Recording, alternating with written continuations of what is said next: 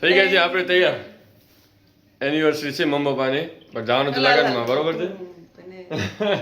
જવાનું છે લગનમાં, બરોબર છે? પપ્પા રેડી થઈ ગયા છે, હવે જઈએ આપણે મેરેજમાં.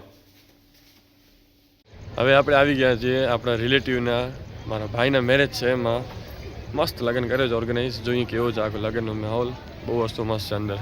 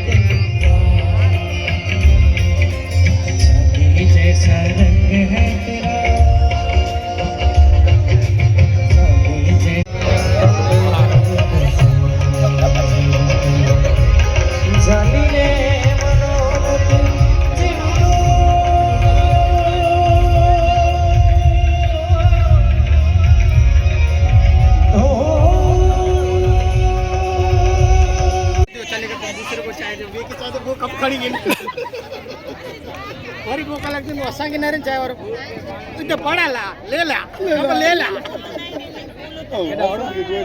तिरुपति वाला एक कथा वीडियो तो प्लेन में वीडियो कैसे प्लेन में वीडियो से वो पानी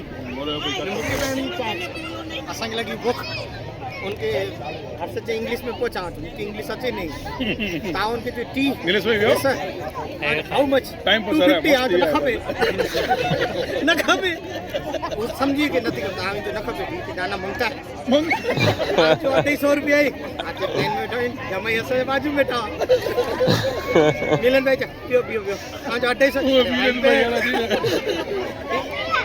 नपी दिया से 250 रुपया 250 देवा છે